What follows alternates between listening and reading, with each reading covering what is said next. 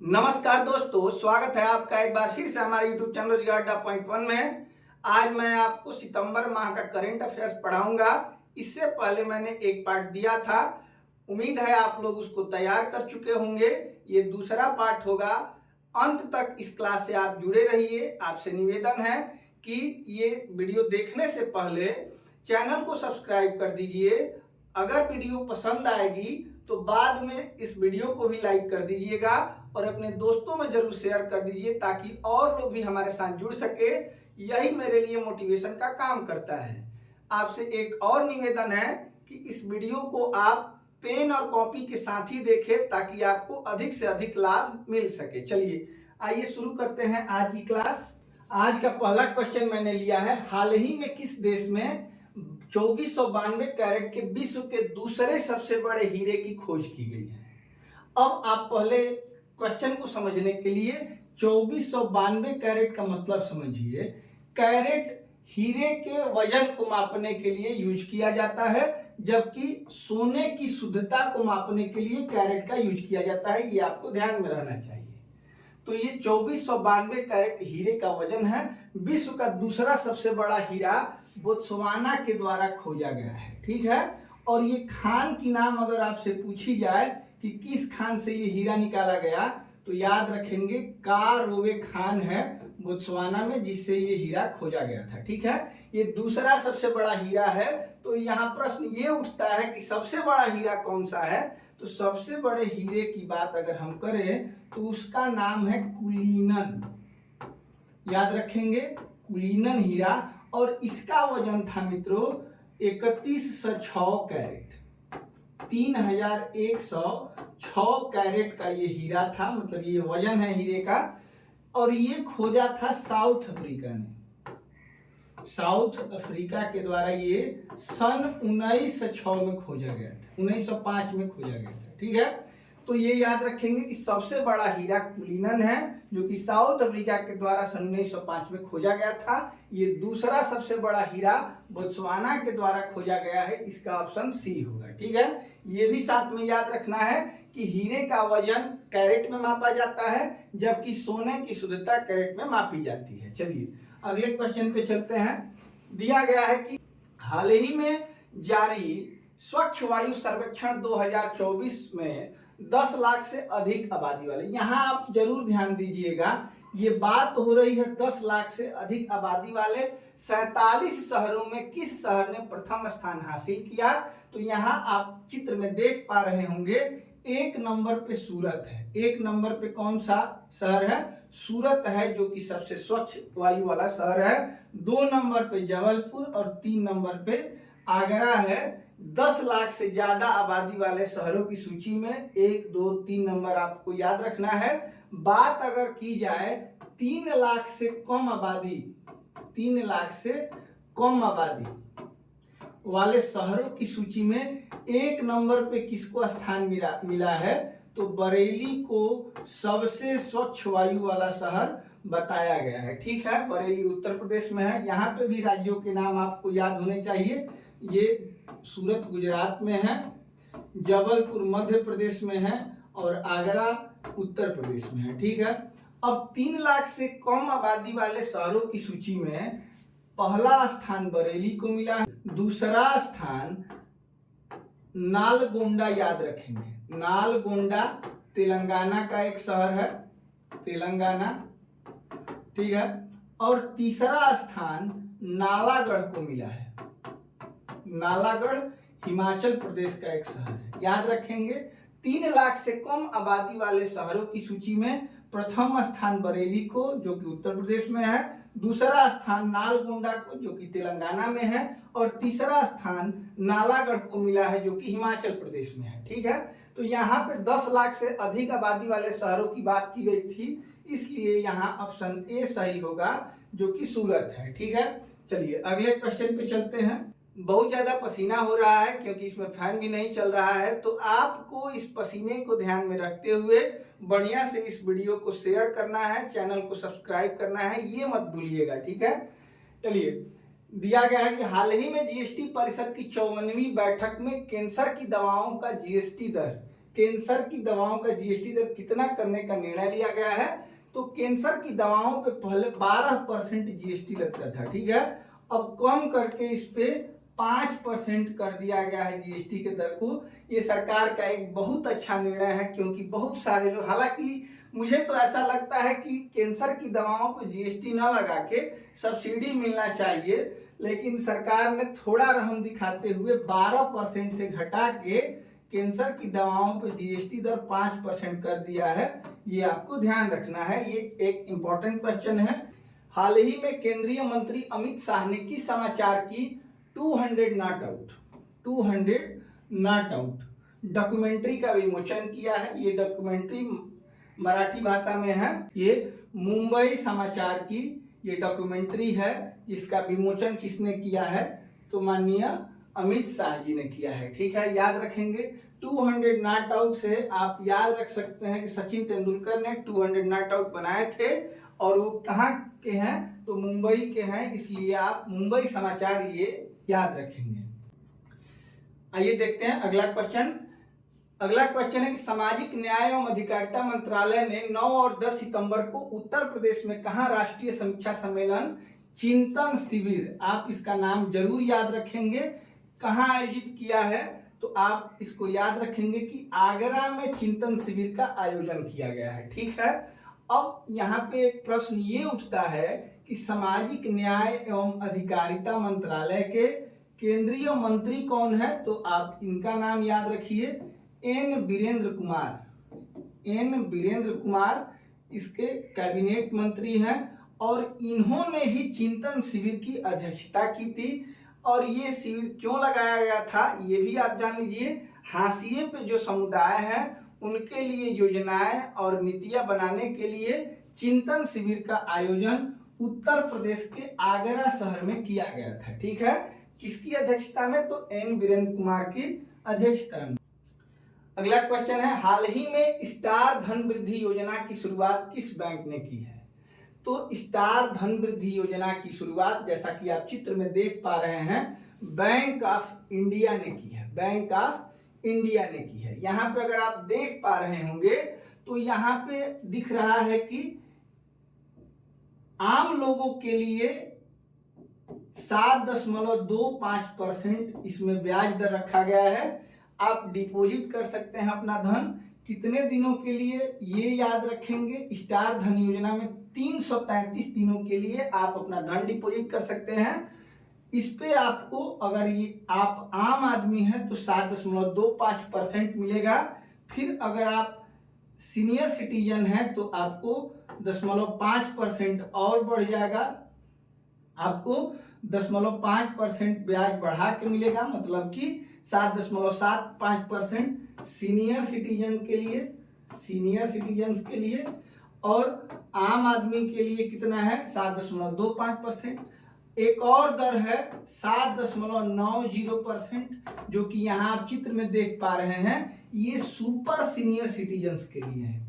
किसके लिए है, सुपर सीनियर सिटीजन्स के लिए है, ये ध्यान रखेंगे। और ये योजना कितने दिनों के लिए है, तो 333 दिनों के लिए ये योजना है। ये बैंक ऑफ इंडिया ने इस योजना को बैंक ऑफ इंडिया ये योजना लेके आई है, नाम याद रखेंगे, स्टार धन वृद्धि योजना। चलिए अगले क्वेश्चन पे चलते हैं। हाल ही में किस देश ने अरब दुनिया का पहला परमाणु ऊर्जा संयंत्र का कार्य सफलतापूर्वक पूरा कर लिया है, तो परमाणु ऊर्जा संयंत्र का कार्य पूरा करने वाला पहला अरब देश कौन सा होगा, संयुक्त अरब अमीरात, ठीक है, याद रखेंगे डी ऑप्शन, इसको शॉर्टकट में यूएई कहा जाता है, कभी कभी ऑप्शन में यूएई ही दिया जाता है, यूनाइटेड अरब एमिरेट्स, याद रखेंगे, ठीक है। अब थोड़ा सा इस यूएई के द्वारा जो परमाणु ऊर्जा संयंत्र का निर्माण किया गया है उसका नाम क्या है, ये भी देख लेते हैं। इसका नाम है बाराक परमाणु बिजली संयंत्र, याद रखेंगे, बराक ओबामा के नाम से आप याद रखेंगे इसको, बाराक परमाणु बिजली संयंत्र इसका नाम रखा गया है। ये पहला परमाणु ऊर्जा केंद्र है अरब देशों का, ठीक है। इस पावर प्लांट की कुल क्षमता 5600 मेगावाट है, यहाँ से 5600 मेगावाट ऊर्जा का उत्पादन होगा। ठीक है, भारत में परमाणु ऊर्जा संयंत्र कौन कौन से हैं, याद रखेंगे, ये बार बार पूछा जाता है कि तारापुर परमाणु ऊर्जा संयंत्र किस राज्य में है, तो महाराष्ट्र में, रावतभाटा राजस्थान में, काकरापार गुजरात में, नरौरा उत्तर प्रदेश में, और कैगा है, कैगा याद रखेंगे, कैगा किस राज्य में है, तो कर्नाटक में। भारत में ये प्रमुख 5 परमाणु ऊर्जा संयंत्र केंद्र हैं, इनके राज्य आपको जरूर याद रख लेने चाहिए। ठीक है, अब इसका नाम भी आप याद रखेंगे, बराक परमाणु बिजली संयंत्र संयुक्त अरब अमीरात के द्वारा बनाया गया है। तो आइए देखते हैं आज का अगला क्वेश्चन। दिया गया है कि हाल ही में मक्का आधारित इथेनॉल उत्पादन ने किस देश को एशिया के शीर्ष मक्का निर्यातक देश से पहली बार शुद्ध मक्का आयातक में बदल दिया है। ठीक है, इस क्वेश्चन का मतलब ये है कि वह देश जो पहले मक्के का निर्यात करता था, दूसरे देशों में बेचता था मक्का, अब इथेनॉल के कारण से खुद मक्का खरीदने लगा है। ठीक है, तो कौन सा वो देश है, ये आप ध्यान रखेंगे कि ये देश है अपना भारत। ठीक है, क्यों, क्योंकि गैसोलीन में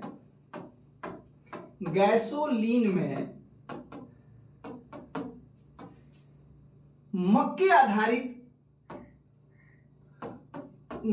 आधारित इथेनॉल का प्रयोग किया जा रहा है, इथेनॉल का प्रयोग किया जा रहा है।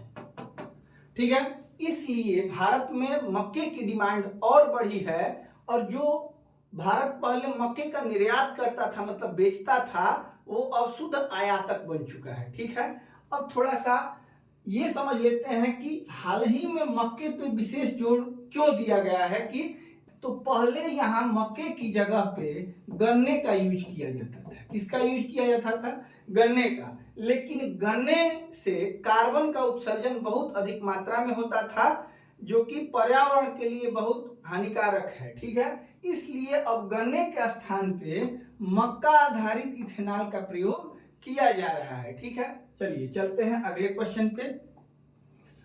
अगला क्वेश्चन है कि भारत ने पेरिस पैरालंपिक 2024 में सर्वश्रेष्ठ प्रदर्शन करते हुए रिकॉर्ड कितने मेडल के साथ इन खेलों का समापन किया। तो मैंने पिछले भी वीडियो में इसका जवाब बताया था कि इसमें 29 मेडल भारत को मिले हैं।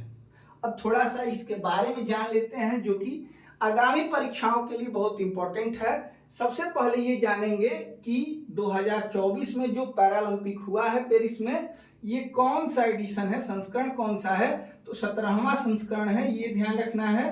आयोजन कब से कब किया गया, तो 28 अगस्त से 8 सितंबर के बीच में इसका आयोजन हुआ। आयोजन स्थल आपको पता है पहले से, पेरिस फ्रांस में है। शुभंकर मतलब मस्कट इसका क्या था, फ्रीजेस था, फ्रीजेस इसका मस्कट था। आदर्श वाक्य इस ओलंपिक के लिए क्या रखा गया था, गेम्स वाइड ओपन। ठीक है, इसमें कितने खेल थे, तो 22 थे, जिसमें 549 पदक स्पर्धाएं थी। ठीक है, उद्घाटनकर्ता कौन इसका उद्घाटन किया, तो फ्रांस के राष्ट्रपति इमैनुअल मैक्रोन ने इसका उद्घाटन किया था। चलिए थोड़ा सा और जान लेते हैं। उद्घाटन समारोह के ध्वजवाहक कौन थे, भारत की तरफ से भाग्यश्री जाधव याद रखेंगे, और सुमित अंतिल याद रखेंगे। ठीक है, सुमित अंतिल और भाग्यश्री जाधव उद्घाटन समारोह में भारत के ध्वजवाहक थे। ठीक है, समापन समारोह में भारत के ध्वजवाहक कौन थे, तो तीरंदाज हरविंदर सिंह और धावक प्रीतिपाल थे। ठीक है, भारत का प्रतिनिधित्व, भारत ने ग्रीष्मकालीन पैरालंपिक में अपना अब तक का सबसे बड़ा दल भेजा था। पूछा जाए कि इसमें कितने एथलीट थे, तो इसमें 32 महिलाएं थी। इन महिलाओं के सहित कुल 84 पैरा एथलीटों ने इसमें हिस्सा लिया था। ठीक है, तो याद रखेंगे ये सबसे बड़ा अब तक का दल था पैरा एथलीटों का, जिसमें 84 पैरा एथलीटों ने भाग लिया था। जिसमें कितनी महिलाएं थी, तो 32 महिलाएं थी। भारतीय एथलीट ने पेरिस पैरालंपिक 2024 में 12 खेल प्रतिस्पर्धाओं में हिस्सा लिया था।